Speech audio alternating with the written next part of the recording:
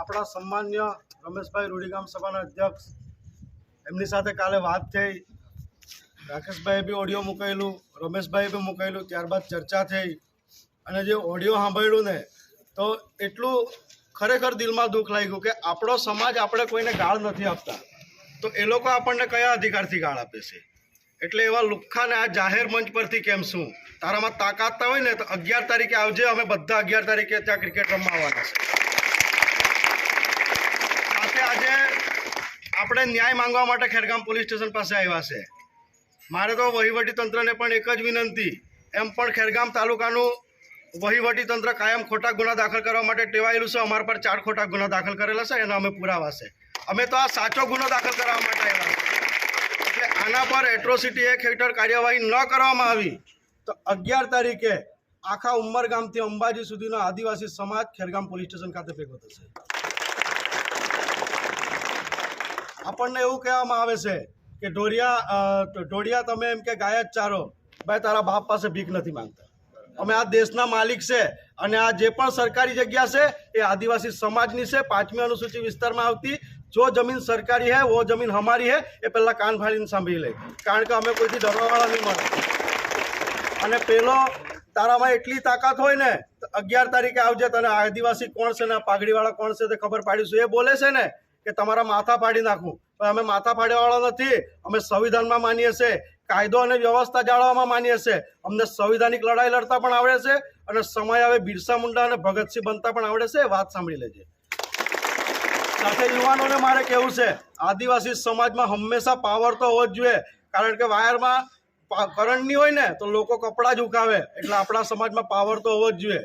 સાથે અહીંયા ખેરગામ તાલુકામાં થોડાક દિવસ પહેલાં મારે એક રાત્રે પ્રવેશવાનું થયેલું, તો અહીંયાનો એક સ્ટાફ અને અહીંયાના અધિકારીઓના ડ્રાઈવર બી પોતાને પોલીસ સ્ટાફ જ સમજે છે.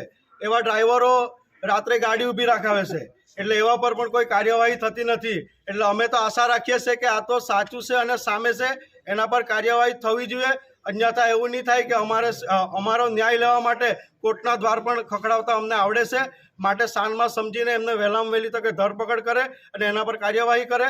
તમામ યુવાનોને વિનંતી કરું છું, 11 તારીખે મોટી સંખ્યામાં ગેજ ગામે ક્રિકેટના ઉદ્ઘાટનમાં આવવાનું છે. આવશો ને બધા? જય આદિવાસી. આજ રોજ ગઈકાલે જે ગેજ ગામે આપણા આદિવાસી સમાજના કાર્યકર અને જે સતત રાત દિવસ આદિવાસી સમાજનું કામ કરે એવા ભાઈ શ્રી રાકેશભાઈને એક બિન આદિવાસી સમાજ એટલે કે કોરી પટેલના વ્યક્તિએ ફોન પર ધાકધમકી આપી. એ ફક્ત રાકેશભાઈને નહોતી આપી, એ આખા આદિવાસી સમાજને ધમકી આપી છે.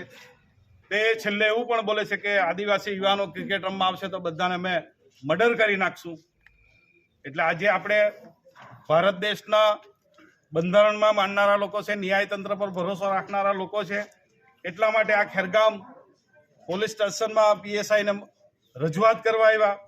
એમને આપણે રજૂઆત કરી છે કે આ કૃત્ય કોઈ પણ સંજોગોમાં સાંખી લેવાય એવું નથી, કારણ કે કોઈ વ્યક્તિગત ઉપર આરોપો નથી મૂક્યા. એમણે સમગ્ર આદિવાસી સમાજને ટીકા ટિપ્પણી કરી છે, આદિવાસી સમાજને નીચા દેખાડવાનું કામ કરે છે. પણ એ ભાઈને ખબર નથી કે 1989 એટ્રોસિટી એક્ટ મુજબ એમની ઉપર કાર્યવાહી કરવાની થાય છે.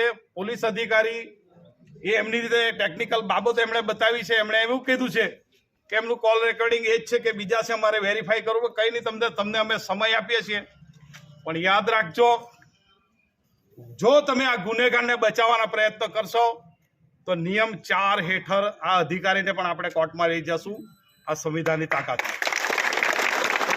એટલે જો આરોપીને બચાવવાનું પોલીસ તંત્ર પ્રયાસ કરશે તો પોલીસ તંત્રને હું કોર્ટમાં ઊભું કરી દઈશ ને તેમાં તમારા બધાનો મને સહકાર જોઈશે. એટલે યુવાનો આપણે હતાશ થવાની જરૂર નથી. કાયદા એ લોકોને ખબર છે, એના કરતા ડબલ કાયદા આપણને ખબર છે. એ લોકો કરતા આપણને વધારે હકો મળ્યા છે. એટલે પોલીસ તંત્રને પણ હું કહેવા માંગુ છું કે તમે કોઈ પણ રાજકીય દબાવમાં આવ્યા વગર નિષ્પક્ષ આ બાબતે કાર્યવાહી કરો. ને તો આ વિસ્તારની અંદર જે પણ કંઈક બનાવો બનશે, જે પણ ઘટના બનશે, જે આદિવાસી સમાજને ગારો આપી છે, આદિવાસી સમાજના દીકરાને જે ગારો આપી છે, એનો બદલો આદિવાસી સમાજ લેશે. તંત્ર ન્યાય નહીં કરશે તો આદિવાસી સમાજ ન્યાય કરશે. એ આપણને સંવિધાનિક અધિકારો મળ્યા છે. આપણો દેશ આઝાદ થયો તે પહેલાથી આપણને સ્વશાસનનો વહીવટ અંગ્રેજોના સમયમાં મળેલો છે. જ્યારે સંવિધાન સભામાં બિરસા મુંડાજી, આપણે ડોક્ટર બાબા સાહેબ આંબેડકરે કાયદાની વાત કરી ત્યારે આપણા જયપાલસિંહ મુંડાએ કહી દીધું કે સાહેબ કાયદો અમને નહીં શીખવો, કાયદો તમારે અમારી પાસે શીખવાનો છે. આ આદિવાસી સમાજનો ઇતિહાસ છે અને એના વંશજો છે. અમે બિરસાના વંશજો છે, જયપાલ મુંડાના વંશજો છીએ, આંબેડકરના બતાવેલા રસ્તે અમે ચાલનારા લોકો છે. એટલે વહીવટી તંત્ર સમજી જાય અને વહેલામાં વહેલી તકે એની ધરપકડ કરે. સૌથી પહેલા તો પ્રાયોરિટી તમે અરજી આપી છે 24 કલાકની અંદર એની ધરપકડ થવી જોઈએ, તે થઈ નથી. એ દુઃખની વાત છે. છતાં પણ પોલીસ તંત્રે આપણને આશ્વાસન આપ્યું છે કે આજે હમણાં પણ એ લોકો ધરપકડ કરવા ગયા છે. જો કાલનો દિવસ માંગ્યો છે, કાલે નહીં, કાલ સાંજ સુધીમાં કોઈ રિઝલ્ટ આવે ત્યાં પરમ દિવસે સમય નક્કી કરીને મેસેજ મૂકશો.